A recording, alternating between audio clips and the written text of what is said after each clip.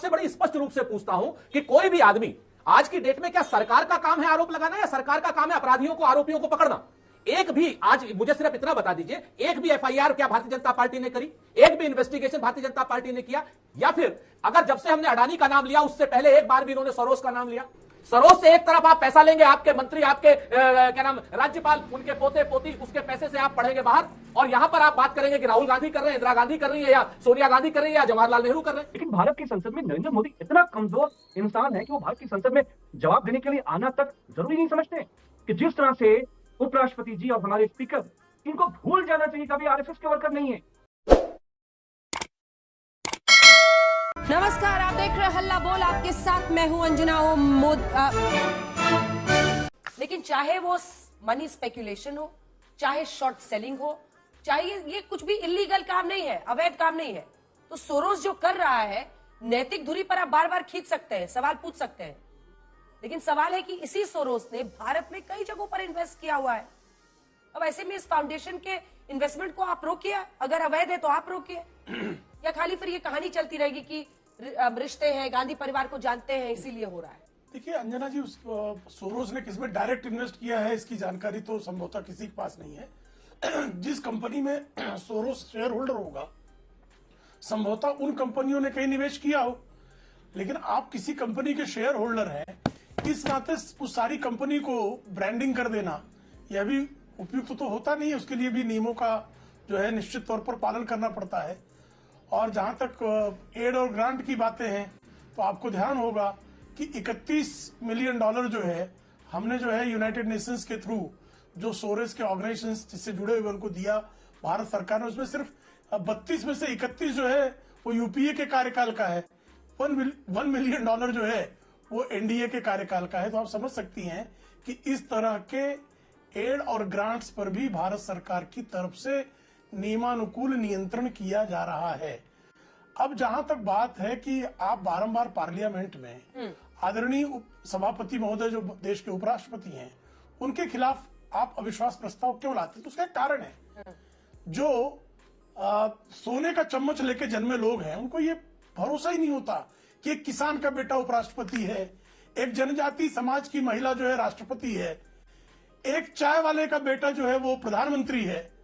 तो पिछड़ा समाज, वंचित समाज इस देश में लोकतंत्र और संविधान के सर्वोच्च पदों पर विराजमान हो रहा है। यह वंशवादी राजनीति करने वालों को पच ही नहीं रहा है। उनको भयंकर पीड़ा है कि एक किसान का बेटा उपराष्ट्रपति है, उसको सभापति महोदय कहकर संबोधित करना पड़ रहा है, और प्रधानमंत्री जी के लिए क्या क्या गालियां नहीं दी गई हैं उसकी सूची गिराने का कोई औचित्य नहीं है। तो आप जो है वंचित समाज के प्रति इतना तिरस्कार का जो भाव कांग्रेस का है वो बारंबार प्रकट होता है। ठीक है, सुरेंद्र राजपूत जी जवाब दीजिए। आप पढ़े हुए कि अडानी पर हो, और अब तो हमने सुना नहीं डिंपल यादव, पिछली बार जब हम लोगों ने चेक किया था तो आप लोग इंडिया गठबंधन के साथ ही थे, हालांकि अब मतभेद खुल के सामने आ रहे हैं। वो साफ कह रही है कि ना हम अडानी के मुद्दे पर हैं ना हम सोरोस के मुद्दे पर हैं। और इसी के साथ जवाब इस बात का भी दीजिए कि आप लोग अडानी पर जो अड़े हुए हैं लेकिन सोरोस पर तो फंसे हुए दिखाई देते हैं, क्योंकि कल भी मैं सुप्रिया जी से पूछ रही थी, उन्होंने नहीं बताया। आप ही आज बता दीजिए कि क्या forum of democratic leadership Asia Pacific उसकी को प्रेसिडेंट सोनिया गांधी जी हैं, क्योंकि इसकी फंडिंग तो वेबसाइट पर सोरोस फाउंडेशन की है। जितनी भी सोरोस की फंडिंग की ऑर्गेनाइजेशंस हैं अंजना जी, अगर वो हिंदुस्तान में कार्यरत हैं और अवैध हैं, तो पिछले 11 साल से भारतीय जनता पार्टी के नेता क्या इतनी कमजोर सरकार चला रहे, क्या इतनी कायर सरकार चला रहे हैं? ये भारत में कार्यरत नहीं है। सरकार सुरेंद्र जी एक करेक्शन है, वो लोग सुरेंद्र जी एक करेक्शन है, भारत में नहीं है ये सियोल बेस्ड ऑर्गेनाइजेशन। हाँ बेटा, लगता है तुम गू खा के ही मानोगे। बात तो सुन लिया कीजिए। बहुत मसला सियोल बेस्ड ऑर्गेनाइजेशन का नहीं है, मसला यह है कि कार्य क्षेत्र इसका भारत भी है। और एक ऑर्गेनाइजेशन की बात नहीं कर रहा हूं मैं, ओपन सोसाइटी की भी बात कर रहा हूं, ग्रैंड ट्रेड्स की भी बात कर रहा हूं, मैं उन सारी कंपनियों की बात कर रहा हूं जहां पर डायरेक्ट और इनडायरेक्ट सोरोस का पैसा लगा हुआ है। एक कंपनी नहीं है, हिंदुस्तान की सरकार उसको 9 लाख डॉलर दे रही है। ये तो 1 मिलियन कह रहे थे, 1 लाख डॉलर हमने कम कर दिए।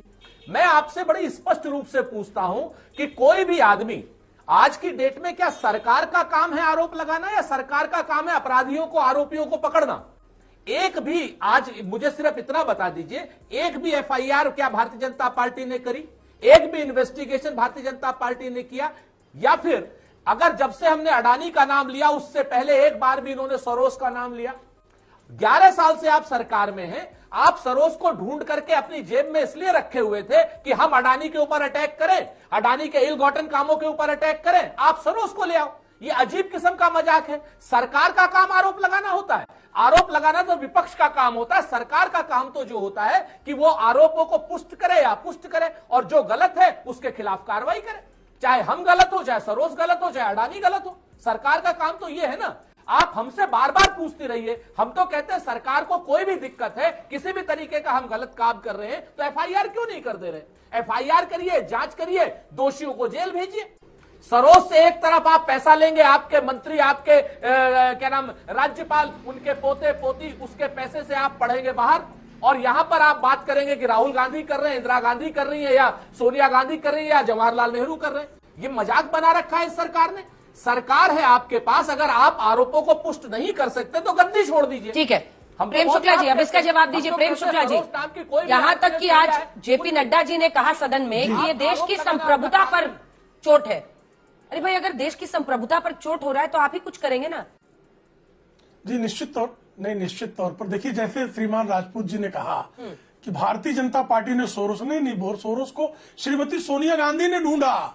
कांग्रेस की पूरी पार्टी जवाब नहीं देती कि जो संस्था अगर भारत में से कश्मीर को अलग करने की वकालत करती है तो ये भारत की संप्रभुता पर प्रहार का प्रयास है कि नहीं है। ठीक है, छोटा सा सुरेंद्र जी, छोटा सा जवाब। श्रृंखला है और श्रृंखला का उत्तर आज तक देने के लिए तैयार नहीं है। इस फोरम फॉर जो एशिया पैसिफिक है, लीडरशिप इन एशिया पैसिफिक, इस पे आप इतना आसानी से नहीं पीछा छुड़ा सकते हैं, क्योंकि इस पर बाकायदा आर्टिकल्स हैं जो ये सीधा कहती है कश्मीर भारत का हिस्सा नहीं है। ऐसे आर्टिकल्स को प्रोपोगेट करने वाले लीडरशिप और फोरम में क्या सोनिया जी को प्रेसिडेंट है या नहीं है? मैं आपसे यही तो कह रहा हूं कि अगर कोई भी देश विरोधी संस्था है, उसमें कोई भी आदमी, वो चाहे अंजना ओम कश्यप हो, सुरेंद्र राजपूत हो या सोनिया गांधी हो, अगर कोई ऐसी संस्था है तो उसके खिलाफ एफआईआर क्यों नहीं कर रहे हैं आप लोग? आप उसको उठा करके जेल में क्यों नहीं डाल रहे हैं? आप यहां पर टीवी पे बैठ करके ये बात इसलिए इंतजार करते हैं कि हम अडानी का मुद्दा उठाएं। अडानी ने जो देश को बेच दिया है, पूरी भारतीय जनता पार्टी ने अडानी को, हम जब ये बात करें कि नल को, नील को, कोल को, भील को, अगड़े को, पिछड़े को, दलित को, आदिवासी को उसका हिस्सा अडानी से हमें दिलाना है, उसकी लूट से छूट दिलानी है, तब उसी समय आपका सरोस का नाम उसी समय क्यों आता है? मैं तो कहता हूं पिछले 11 साल से अब तक भारतीय जनता पार्टी सरोस के पीछे क्यों नहीं पड़ी? क्यों नहीं उसको हिंदुस्तान लेकर के आए? क्यों नहीं उसकी ऑर्गेनाइजेशंस में क्या नाम बाधित किया उसको? क्यों $300 मिलियन यहां हिंदुस्तान में लगाने दिए उसको? अगर इलगॉटन प्रॉपर्टी है उसको क्यों, एन रवि की जो पोती है उसको क्यों जॉर्ज सोरोस फाउंडेशन से पढ़ने दिया बाहर? ऐसे तमाम मंत्रियों के बेटों को क्यों पढ़ने दिया जॉर्ज सोरोस के फाउंडेशन से, ऐसे देशद्रोही की? मैं तो कहता हूं कि कोई आदमी हो, लॉ ऑफ द लैंड से बड़ा कोई नहीं है। ना मैं हूं, सोरोस तो अमेरिकी है, वो थोड़ी देशद्रोही होगा। ठीक है, अमित जमैसा, अरे सोरोस तो अमेरिकी है, वो थोड़ी देशद्रोही होगा। विषयांतर मत कीजिए। नहीं, आप कह रहे हैं कि वो देशद्रोही है, उसको आप जेल में डालिए। अगर हमारे देश में वो आदमी, अरे मेरी बात तो सुनिए अंजना जी, मैं तो ये कहता हूं कि लॉ ऑफ द लैंड से कोई बड़ा नहीं है। अगर हमारे देश में कोई आदमी गलत काम कर रहा है तो हमारे देश का अपराधी है, वो चाहे अमरीकी हो चाहे अफगानिस्तान। अमित जमई जी, ये वाली लड़ाई से समाजवादी पार्टी लगता है दूरी बनाना चाहती है, इसका क्या मतलब है? डिंपल यादव जी अगर कह रही हैं कि ना हमें अडानी जी पर चर्चा करनी है ना सोरोस पर करनी है, वो क्या समझा रही हैं? बीजेपी को भी और कांग्रेस दोनों को कह रही है कि बंद करो। आदरणीय डिंपल जी और अखिलेश जी भी जब भारत की संसद में पहली बार सेशन में आए तो उन्होंने कहा कि हम चाहते हैं कि सुचारू रूप से संसद चले, और उन्होंने स्पीकर साहब को भी सीधे बात करा।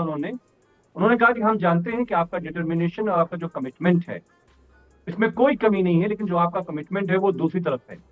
और सीधी सी बात है कि एलओपी जब बोलेंगे, अखिलेश जी जब बोलेंगे, प्रोफेसर रामगोपाल जी जब बोलेंगे, डिंपल जी जब बोलेंगी, तो या माइक बंद होगा या हम देखेंगे कि उपराष्ट्रपति जी या हमारे स्पीकर साहब उसको जो है स्पंज कर देंगे, या वो कहेंगे कि ये रिकॉर्ड में नहीं जाएगा।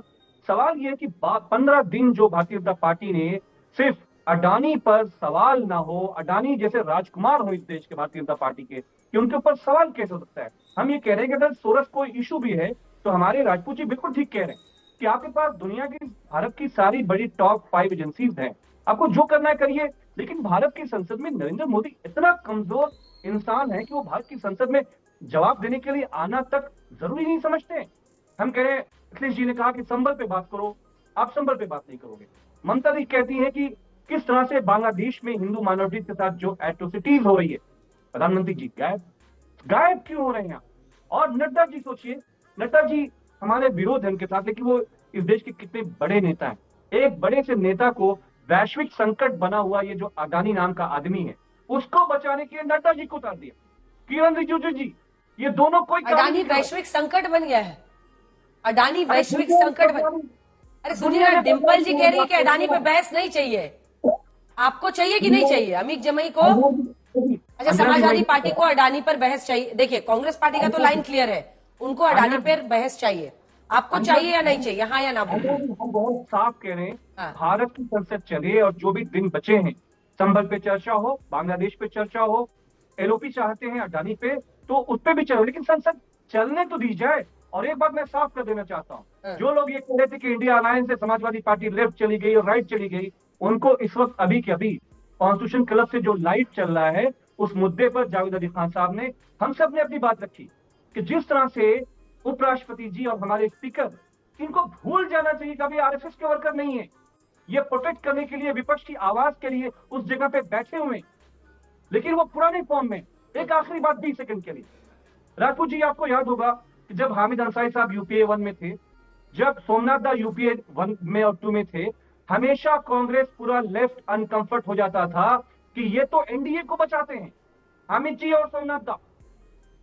और आज के जो सोचिए कि हमारे उपराष्ट्रपति जी जो स्पीकर हैं, उनका चेहरा इधर जाएगा तो मुस्कुरा के जाएगा, इधर जाएगा तो डांटने की अंदाज में जाएगा।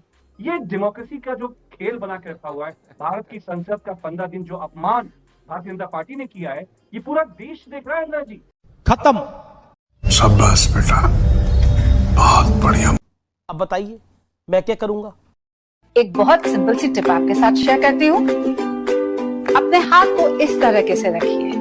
If you look at this from your side, आपका लेफ्ट हैंड आपको बी के जैसे दिखेगा और राइट हैंड आपको डी के जैसे दिखेगा।